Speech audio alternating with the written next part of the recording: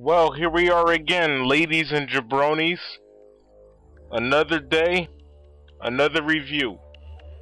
This time, Stephen King's The Langoliers, May 14th, 1995.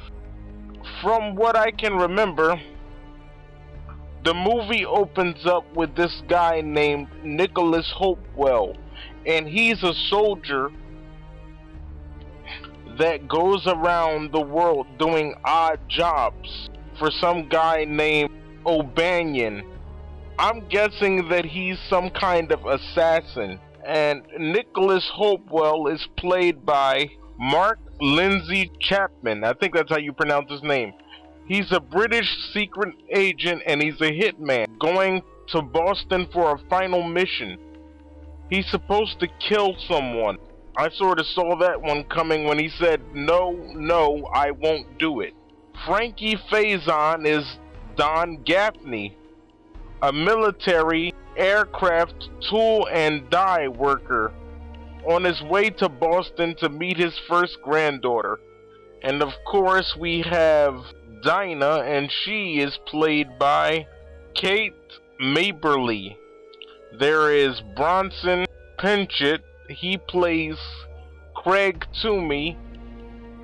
He's basically this guy that's mentally disturbed because he was abused by his father. We got all the important people out of the way, but this is basically the story. They all wake up on an airplane and discover that the rest of the crew is missing. Now they're scared out of their minds because they can't figure out what happened. Oh, by the way, I thought I should also mention we have Laurel Stevenson.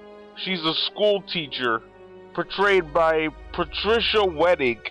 But anyway, Bob Jenkins, who's a mystery writer, explains to them that the world is moving on without them. In other words, they've accidentally traveled in time, but they've traveled backwards. They've gone back into the past, and the world is moving on without them, which would explain why there is no odor in the air, no taste, no smell, because those things no longer exist in their world. So to make a long story short, they all land at this airport in Maine. Craig Toomey, who is the mentally disturbed guy that I told you about, ends up killing Don Gaffney by stabbing him. He also kills Dinah, played by Kate Maberly. But Nicholas Hopewell, who's played by Mark Lindsay Chapman, he ends up trying to save Dinah's life, but to no avail. She dies anyway, because when Craig Toomey stabs Dinah, the knife breaks off in her chest, so she's rendered helpless. I also thought I should point out that Dinah is a clairvoyant.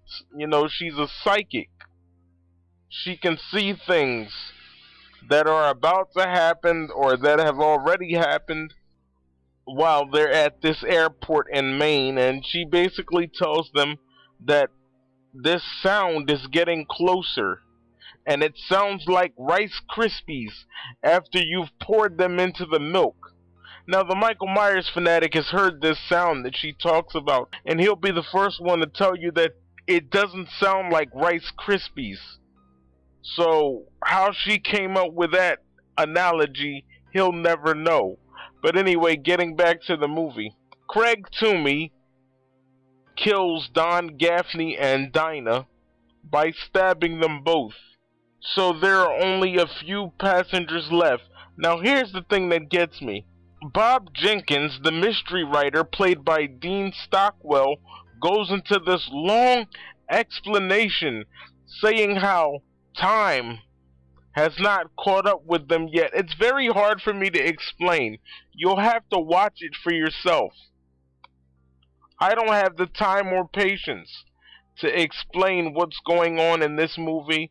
I just want to let you know that it's a very good movie, and as I've told you many times before, Stephen King can never give you a clear answer in any of his movies.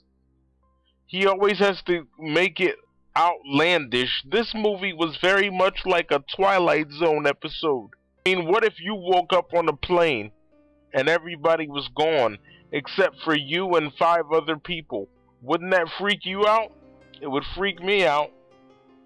First of all, I wouldn't be on the plane anyway because I'm afraid of heights, but that's not the point.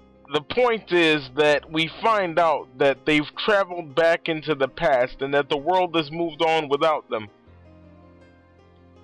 And we also find out that the Langoliers, which is a bunch of hairy monsters with teeth, are the keepers of eternity, which means when today becomes yesterday, it is because the Langoliers have eaten today up.